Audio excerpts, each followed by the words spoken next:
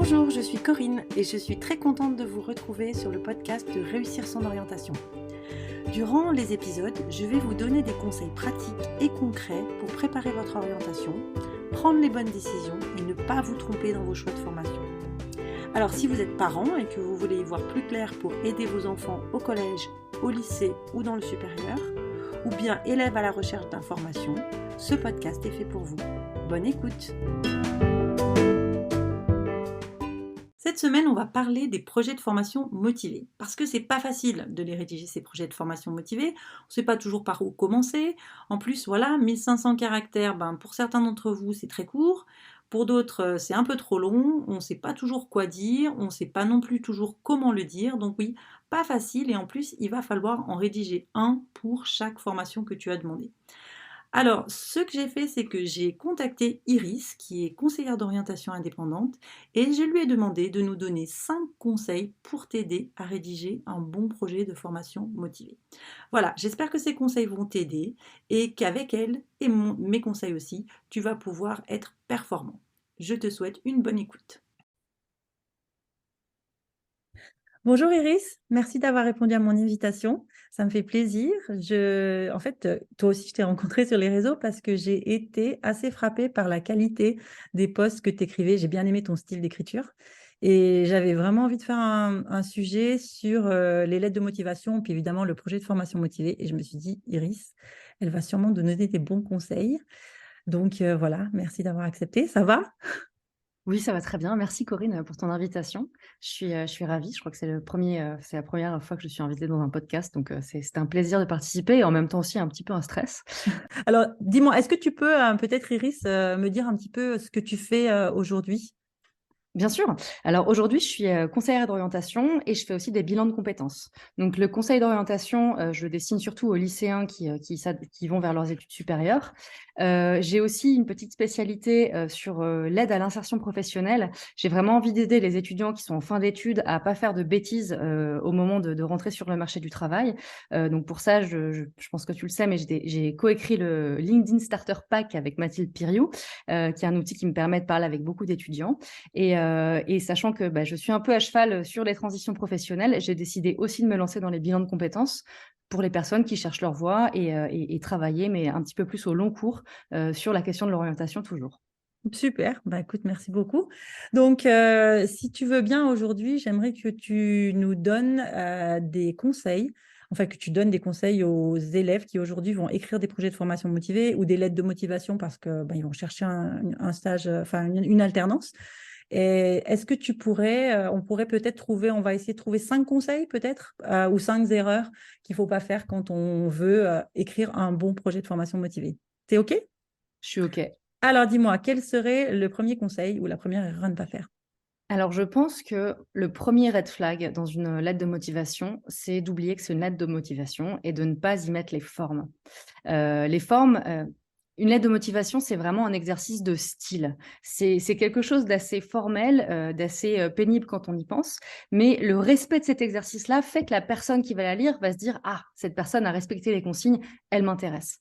Donc, c'est quoi une lettre de motivation?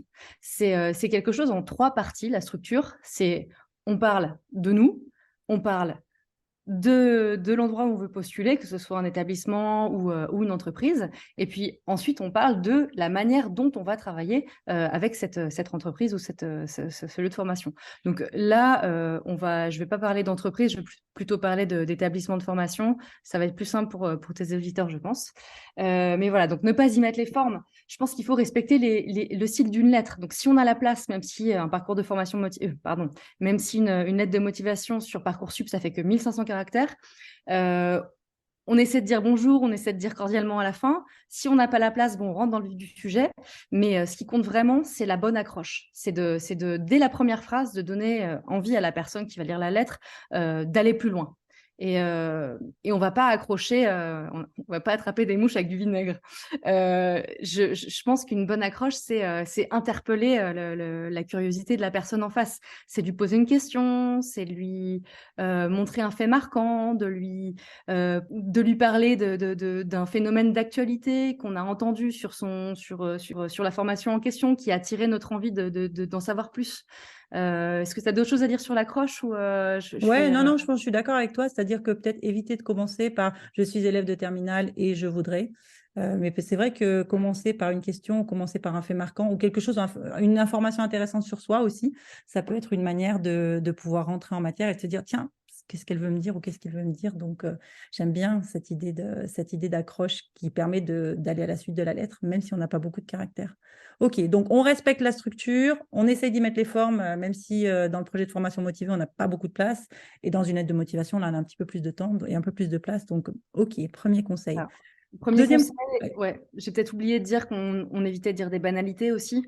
ouais, Euh, Même si on peut être tenté de dire, bah voilà, j'aime voyager, donc je veux faire des études de tourisme, on se retient de le faire, on essaie plutôt de contextualiser ce qui nous intéresse clairement.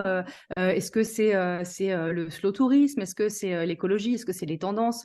On évite vraiment enfin, voilà, de dire des choses qui ont été lues et relues. Voilà. ok. Deuxième conseil? Deuxième conseil, je pense que il faut vraiment rédiger seul et ne pas demander, par exemple, à sa maman de rédiger la lettre de motivation. Une maman, ça veut faire les choses bien. Ça va faire les choses même parfaitement. Et le problème, c'est que ça va se voir. Donc, c'est vraiment pas une bonne idée de déléguer vraiment la rédaction d'une lettre de motivation à quelqu'un qui a l'habitude d'en faire. Il faut que ce soit authentique. Et même si c'est un peu maladroit, même si quand on la relit 10 ans plus tard, on se dit « Ah là là, qu'est-ce que c'était nul !» Si on ressent de l'authenticité et de la sincérité, ça vaut bien plus que de demander à quelqu'un d'autre de l'écrire. Maintenant, j'ai envie de faire une petite parenthèse sur ChatGPT parce que c'est quand même un truc qui a bouleversé la vie de pas mal d'étudiants dernièrement, puis pas que les étudiants d'ailleurs. Mais ChatGPT, donc c'est un agent conversationnel qui va pouvoir rédiger des choses pour vous. Ça peut quand même rendre service dans une certaine mesure pour avoir des arguments, par exemple. Enfin, il suffit de poser la bonne question à ChatGPT pour avoir les bons arguments, mais on peut avoir des idées d'arguments avancés. Par contre, ne pas contextualiser ces arguments, ça serait vraiment idiot parce que ChatGPT sort des banalités sans nom. Donc, pour avoir, on va dire, l'équivalent d'une lettre très, très, très moyenne, on reste sur ce que ça nous donne. Mais par contre, si on prend les idées et la direction que ça nous donne et qu'on essaie de contextualiser avec des expériences qui sentent vraiment le vécu, là, on aura beaucoup plus de chances de sortir son épingle du jeu. Donc voilà pour le deuxième conseil qui est rédiger vous-même au Ouais. maximum. Ouais, puis tu vois, pour en lire pas mal chaque année, des projets de formation motivés, on le sait quand c'est pas l'élève qui a rédigé. Et je pense que là aussi, moi, quand mes élèves ils rédigent leur projet de formation motivée, je le rédige pas à leur place. Je leur demande de me partager leur travail. Et comme tu dis, il faut que ça soit eux. Alors après, je vais leur dire s'ils ont oublié des choses, mais il faut vraiment que ça soit eux. Et la formation, elle le voit tout de suite. Et par rapport à ta réflexion sur ChatGPT, je suis bien d'accord avec toi que ChatGPT, il ne saura jamais que tu es allé à la journée porte ouverte. Il ne saura jamais quel est le prof que tu as rencontré lors de cette journée. Et donc, ça peut donner des idées, mais ça ne remplacera pas qui tu es toi et ce que tu as fait toi. Donc, ouais. Mais c'est vrai que pourquoi pas utiliser ChatGPT quand on ne sait pas quoi dire, hein. C'est une bonne idée. OK, troisième Ouais. conseil.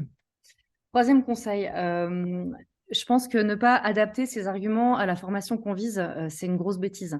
Alors là, ça va parler à toutes les personnes qui sont tentées de faire un gros copier-coller pour l'ensemble des vœux sur Parcoursup. Ne faites surtout pas ça. Le ciblage des arguments, c'est vraiment le premier travail que vous avez à faire. Si vous voulez rentrer, par exemple, dans une formation, je ne sais pas, d'architecture, allez sur la fiche de l'établissement d'architecture en question et allez regarder ce qu'il demande. Qu'est-ce qu'il demande en termes de projet, qu'est-ce qu'il demande en termes d'expérience, en termes de contenu dans le dossier de candidature. Et creusez-vous les méninges pour trouver des choses qui correspondent vraiment à ce qu'on demande. C'est important parce que sinon, vous êtes vraiment dans le générique et dans les choses qu'on n'a pas envie de lire. Et les formations sélectives qui vont vraiment lire vos lettres ne vont pas sentir une âme ou une envie particulière d'intégrer leur formation. Donc voilà, donc allez vraiment voir sur Parcoursup ce qu'on demande et puis adaptez-vous à ça. Oui, c'est vrai. En plus, Parcoursup, franchement, cette année, ils ont fait des gros progrès et il y a des fiches de formation qui sont très précises, qui disent exactement ce qu'ils attendent dans le projet de formation motivée. Si en plus, on a eu la chance d'aller aux journées portes ouvertes, on peut vraiment, vraiment dire des choses qui montrent qu'on est hyper intéressé par cette formation. OK. Un Euh, autre point, le quatrième. Un autre, je pense que, et c'est difficile, mais oublier de se vendre.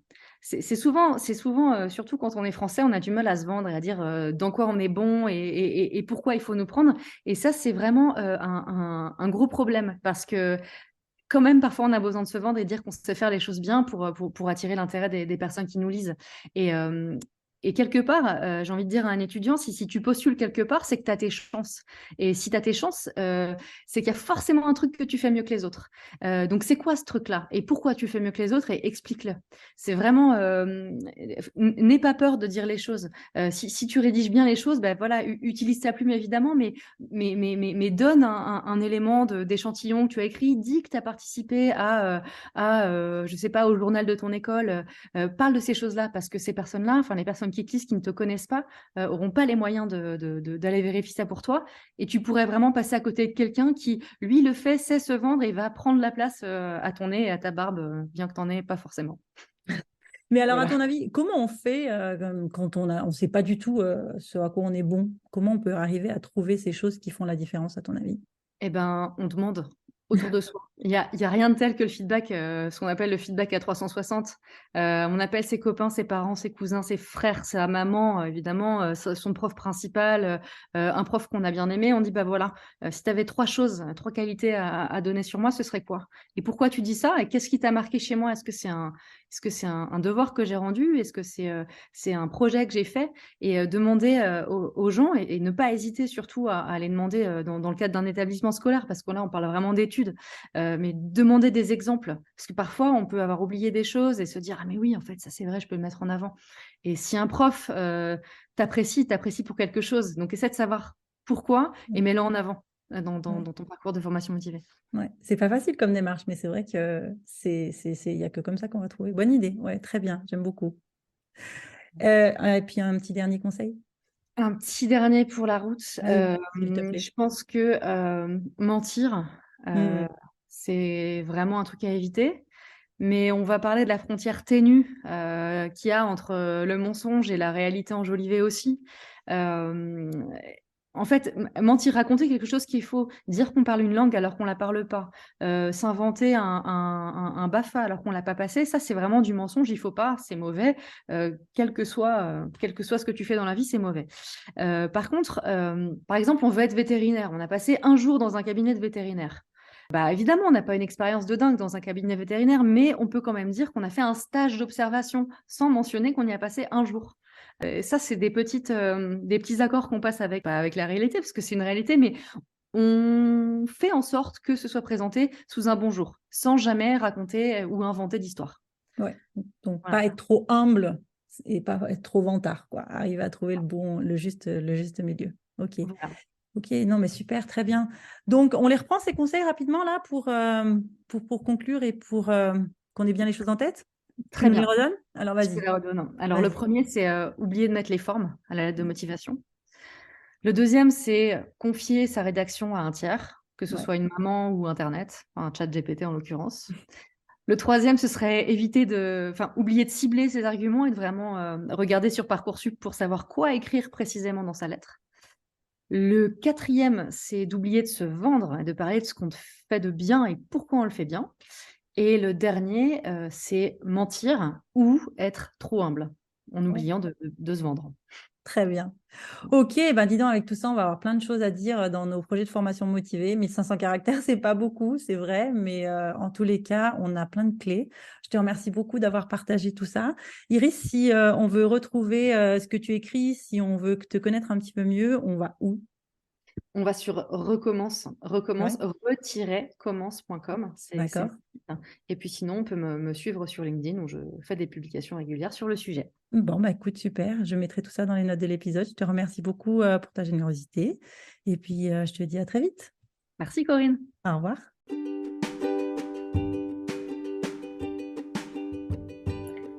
Voilà, j'espère que cet épisode vous a plu. N'hésitez pas à le partager et à vous abonner à ma newsletter où une fois par mois, je partage des informations sur l'orientation et je vous invite à des ateliers gratuits avec des thèmes très utiles pour vos enfants. À bientôt!